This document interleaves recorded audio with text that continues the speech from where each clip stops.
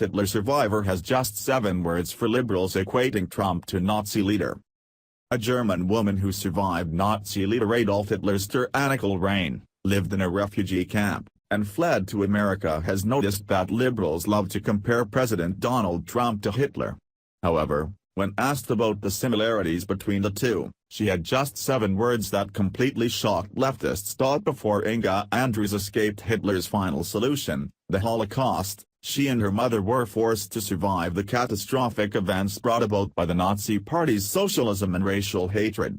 For decades, her harrowing experience has been locked away in her mind's eye. However, it was recently awakened when angry liberals began combating Trump's travel ban and other executive orders with easily repeatable slogans that equate Trump to Hitler. Now, Andrews feels the duty not only to dismiss the dramatic propaganda that compares the two leaders but also to point out who really represents everything that encompasses Hitler and his Nazi militants. When the Independent Journal Review asked Andrews about her thoughts on leftists saying that Trump is a dictator much like Hitler, she not only refuted this mistruth with personal experience, she explained that it's the destruction of freedom of speech from the liberal protesters that resembles Hitler and Nazi Germany. What is going on in this country is giving me chills. Trump is not like Hitler. Just because a leader wants order doesn't mean they're like a dictator, Andrews told IJR. What reminds me more of Hitler than anything else isn't Trump, it's the destruction of freedom of speech on the college campuses, the agendas fueled by the professors. That's how Hitler started, he pulled in the youth to miseducate them, to brainwash them. It's happening today. Andrews added that she recognizes the liberal bias in the school system, especially on college campuses, and says that it's breeding the same intolerance and fascism that gave rise to Hitler in the 1930s. In addition, Andrews has actually lived through a travel ban even stricter than Trump's when her mother married an American. Still, she believes that liberals should have a respect for these measures as our national security depends on them.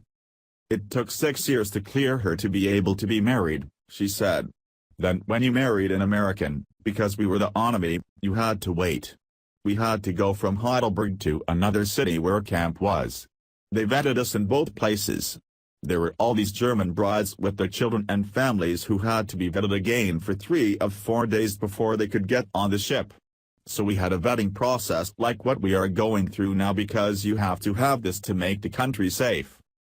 As for the liberal protesters, Andrews says that because of their emotionally driven activism, they have abandoned logic and reason.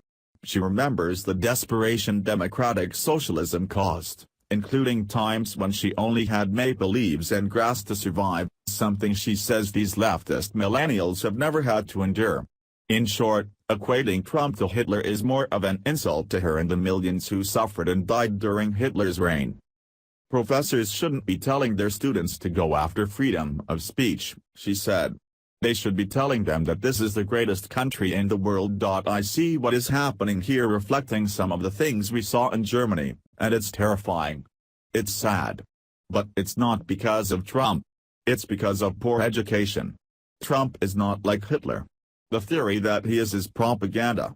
Yes, I lived through some of Nazi Germany, but all you have to do is read some books about that period to see how wrong that theory is. Andrews added a harsh but much-needed message to the liberals who are protesting against Trump and believing that bullying and violence will get them what they want. America needs to grow up. The young people who are rioting and destroying property, who have no respect for elders and freedom of speech. I was so proud to become a citizen of this country, she said. Andrews knows from personal experience that America is an exceptional country because of the constitutional rights liberals often protest against.